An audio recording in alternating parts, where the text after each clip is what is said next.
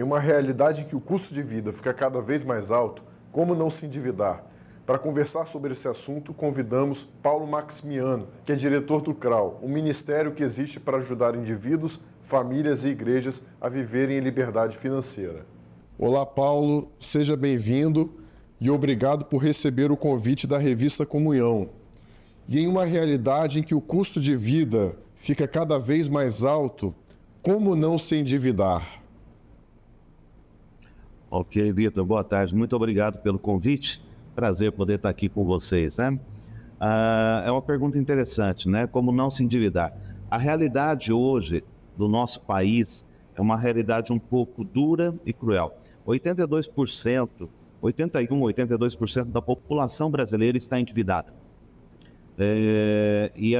Para o próximo mês, quase 35% ou 38% desse montante não vão conseguir pagar as suas dívidas, ou seja, se tornarão inadimplentes. A Bíblia nos fala, e é muito clara com relação a isso, né?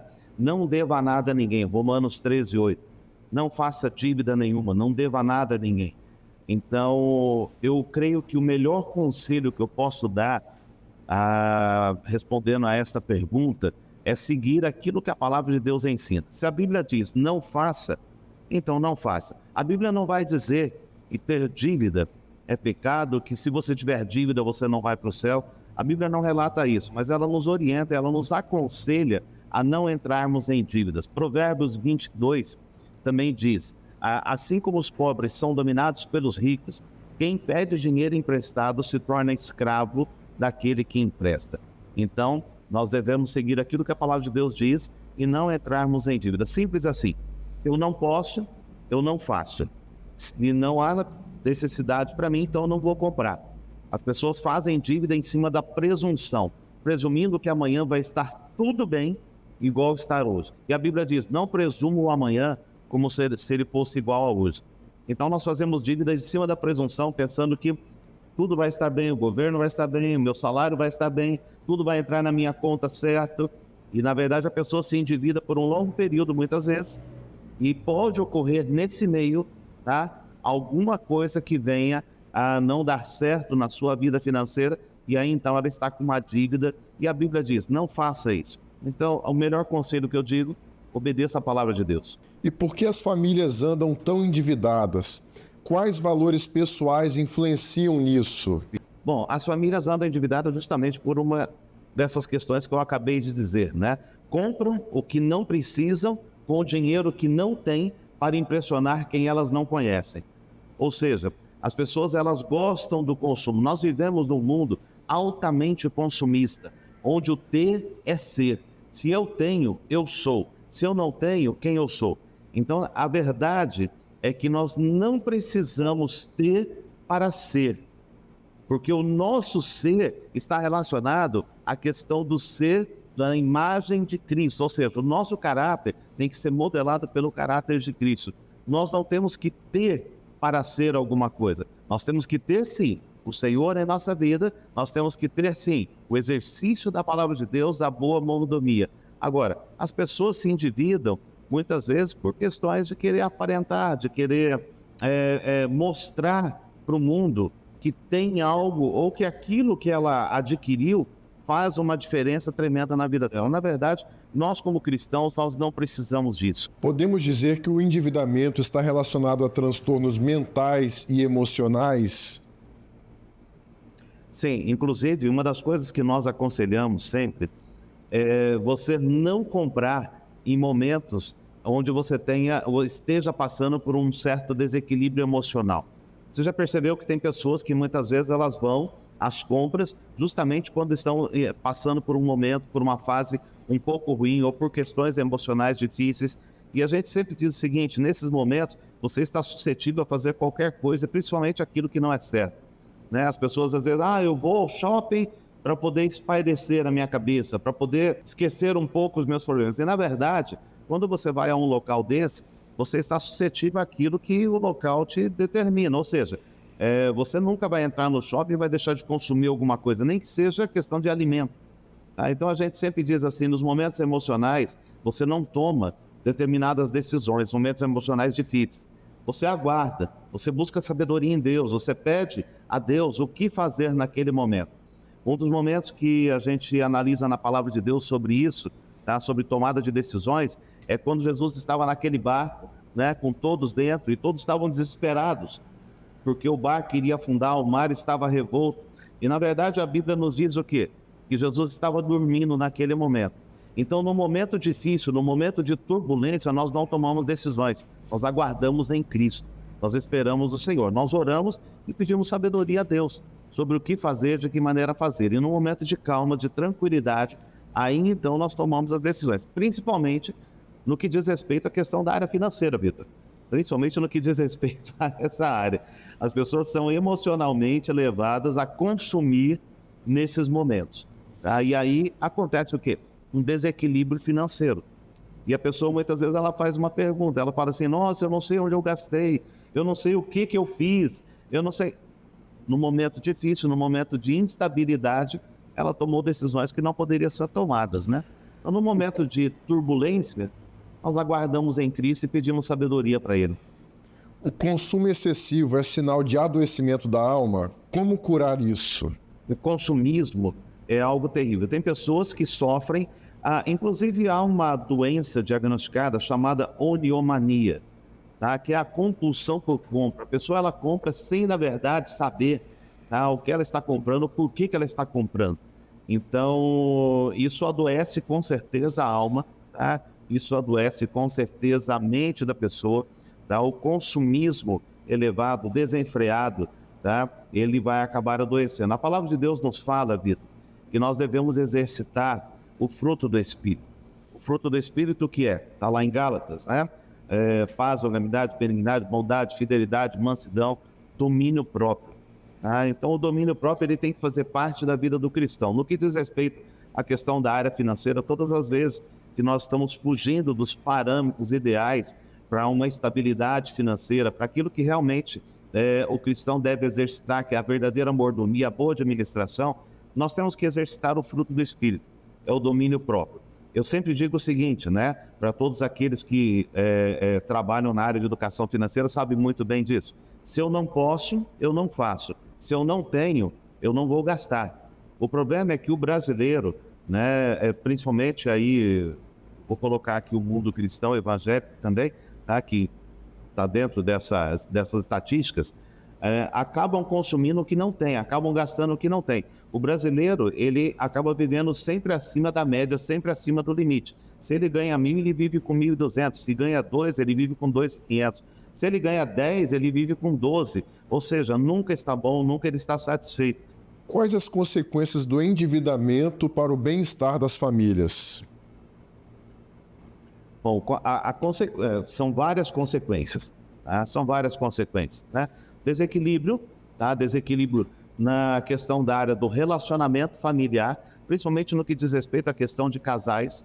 Tá? Tem muitos casais vivendo problemas financeiros justamente porque eles não conseguem entrar em acordo, algo que nós já vemos há tanto tempo na palavra de Deus, que está lá em Amós, capítulo 3, andarão dois juntos se não houver entre eles acordo. Então tem muitos casais vivendo esses problemas com relação à questão do orçamento, daquilo que entra para dentro do lar, daquilo que sai, a maneira como você vai direcionar as suas contas, se você tem um bom orçamento, se você não gasta exageradamente, se você consegue ter equilíbrio, um bom diálogo, saber como destinar os recursos às áreas certas. Ou seja, tudo isso faz parte de um pacote, tudo isso faz parte daquilo que nós chamamos de boa administração, de boa gestão. Nós temos trabalhado bastante com casais dentro dessa área e a gente sempre diz assim, aprenda a trabalhar como um time financeiro. O que é um time financeiro? Organização, tá? Disciplina, saber, tá, que os dois estão indo para o mesmo local, os alvos, os pontos, as definições de vida, o que querem, os objetivos, tudo isso tem que ser discutido dentro do âmbito familiar. E com isso nós temos que envolver também os nossos filhos, porque os filhos fazem parte da administração do lar também. Eles têm que saber o quanto está gastando, lógico, como casal ou relacionamento familiar, você de repente não vai abrir todas as coisas para os filhos, mas você vai envolvê-los na administração. Eles têm que saber o que gastar, de que maneira gastar, como está sendo aplicado o dinheiro, como que vocês, como família, como nós, como família, vamos reagir. Ou seja, isso envolve todos, tá? Marido, esposa, filhos, tá? E a má administração, ela gera consequências. E uma das piores consequências que nós vemos na má administração, na má gestão dos recursos financeiros, se chama divórcio. Boa parte dos divórcios que ocorrem hoje tem um fator relacionado à questão da área financeira. Pode não ser o fator preponderante, pode não ser o fator principal, mas é um dos fatores que muitas vezes está envolvendo a separação de casais, o distanciamento e a má administração também, Vitor, separa não somente famílias, mas separam empresas, separam bons amigos, ou seja, a palavra de Deus nos fala, seja um bom administrador, seja um bom mordomo. E com isso nós conseguimos, através da boa administração, manter uma estrutura familiar sólida, manter bons negócios, manter bons relacionamentos. E quais os princípios bíblicos para o dinheiro? A Bíblia tem 2.350 versículos que falam sobre gestão e administração, que falam sobre dinheiro. Se fala mais sobre administração, sobre dinheiro na Bíblia, do que muitos assuntos relevantes e importantes, como fé, salvação e tantos outros assuntos. Agora, por que a Bíblia nos fala tanto sobre isso? O dinheiro não é o problema na nossa vida. Nós não temos problema com relação à questão do dinheiro. O problema é onde está o nosso coração.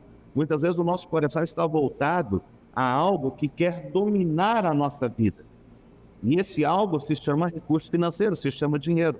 Nós não podemos ter dois senhores na nossa vida, nós temos que ter um senhor somente. E o que acontece muitas vezes hoje é que as pessoas estão servindo mais o dinheiro do que servindo ao Deus verdadeiro. E nós não podemos ter um joelho no altar de Mamon e outro joelho no altar do Deus Todo-Poderoso. Não podemos servir ao dinheiro e servir ao Deus Todo-Poderoso com todo o nosso coração. Quem domina a nossa vida é o Senhor, quem sustenta a nossa vida é o Senhor, quem comanda a nossa vida é o Senhor. E a Bíblia nos orienta, a Bíblia nos dá inúmeros textos, inúmeros versículos que falam sobre isso. Inclusive, eu deixo em aberto aqui para aqueles que quiserem conhecer um pouco mais a respeito dessa questão da boa gestão, da boa administração, participar aí de um curso com a gente do Crown Finanças e saber o que a Bíblia ensina. São 2.350 versículos falando sobre boa administração. Não existe um livro melhor para se falar sobre administração do que a Bíblia Sagrada. Isso, qualquer consultor financeiro, educador financeiro, vai poder falar a mesma coisa.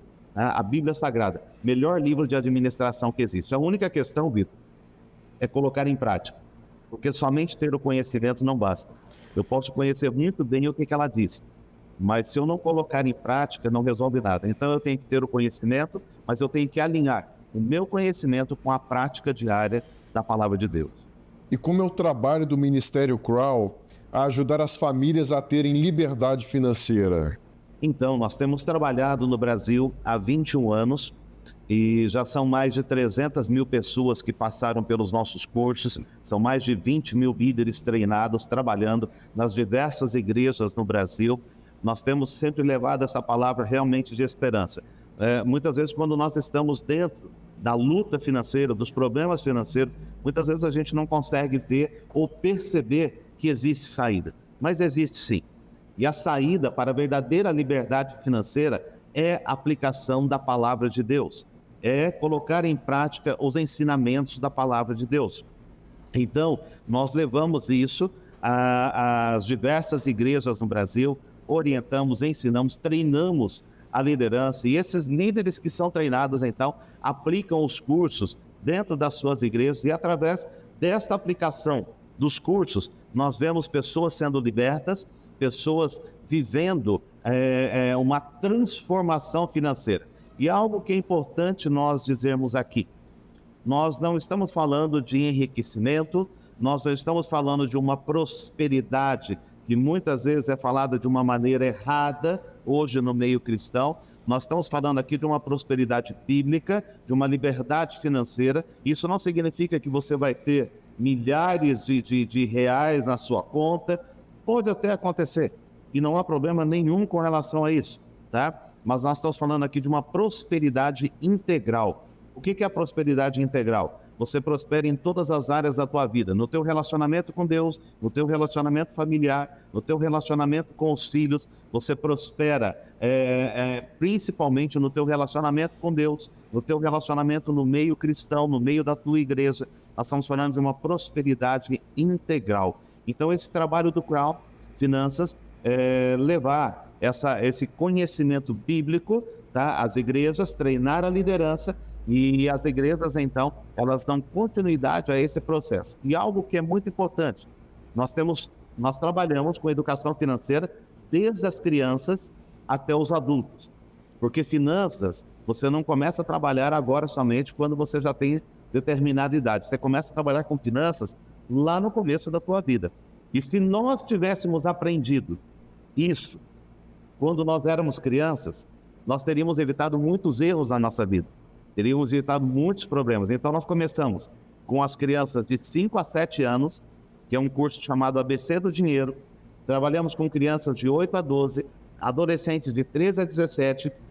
Temos cursos para casais, temos cursos para pessoas individuais, temos curso de finanças específico para mulheres, chamado A Mulher que Prospera, baseado lá em Provérbios 31. Ou seja, nós temos um currículo todo que nós aplicamos aí dentro das igrejas. E não somente nas igrejas, mas nós aplicamos também em empresas, organizações e também escolas. Tá? Então, fica aí a dica, né, para aqueles que quiserem conhecer um pouquinho mais desse trabalho todo. Eu estou tentando resumir aqui em poucas palavras aquilo que nós fazemos como Ministério Crown Finanças no Brasil. Paulo, já estamos finalizando a nossa entrevista, mas deixe dicas práticas para que as pessoas aprendam a lidar com o dinheiro de maneira saudável. Muito bom. Primeiro lugar, reconheça que Deus é o proprietário. Ele é dono de todas as coisas. Nós não somos donos de nada. Não sendo donos, nós somos somente administradores daquilo que Deus coloca em nossas mãos. Tá? Então, como administrador, a nossa responsabilidade ela não diminui. A nossa responsabilidade ela aumenta, porque um dia todos nós prestaremos contas ao Senhor de tudo aquilo que Ele nos confiou. Segundo, seja fiel e generoso. Tá? A generosidade é algo que tem que estar dentro do nosso coração, é algo bíblico. Tá? Então seja fiel com aquilo que Deus colocou em suas mãos e seja generoso também, através das suas contribuições, das suas ofertas, dos seus dízimos e também em ajudar aqueles que estão necessitados, que a palavra de Deus nos ensina tanto sobre isso. Tá? Uma outra dica também, não faça dívida. Tá? Não faça dívida. Aprenda a viver de um modo simples, sem estar endividado. Lembra daquilo que a palavra de Deus nos fala. Tá? Assim como os pobres são dominados pelos ricos, quem pede dinheiro emprestado se torna escravo daquele que empresta. Não peça dinheiro emprestado, não entre em dívida. Romanos 13:8, não deva nada a ninguém. E uma outra dica que eu quero deixar aqui para vocês, aprenda a viver em contentamento. Aprenda a viver contente com aquilo que Deus te deu. Aprenda a viver feliz com aquilo que Deus proporcionou para você. Tá? Deus, Ele sempre nos dá o suficiente. Ele nunca nos deixa faltar nada. Nada, nada, nada. Deus é o nosso Jeová Jireh. Ele nunca deixou faltar, Ele nunca vai deixar faltar para aquele que é fiel. Então aprenda a viver em contentamento, viva feliz, como Paulo diz lá na carta aos Filipenses, porque aprendi a viver contente em toda e qualquer circunstância. Então aprenda a viver em contentamento, em alegria, seja feliz com aquilo que Deus colocou no teu coração, seja feliz com aquilo que Deus proporcionou para a tua vida. Então, Paulo, obrigado por aceitar o convite da Revista da Comunhão para participar dessa entrevista. E você é sempre bem-vindo aqui. Muito obrigado também, Vitor, e conte conosco aí, sempre que precisar. Estamos aqui ensinando, né, aquilo que a palavra de Deus nos fala. Nós ainda estamos aprendendo também, tá? Então, nós nos colocamos à disposição para aqueles que quiserem aí caminhar um pouco mais conosco e, de repente, aí entrar em um dos nossos cursos, tá? E aprender mais o que a palavra de Deus fala sobre a boa administração. Deus abençoe. E aí, curtiu? Gostou? Para saber mais sobre esse e outros assuntos, acesse comunhão.com.br e também não deixe de nos seguir nas mídias sociais. Até a próxima!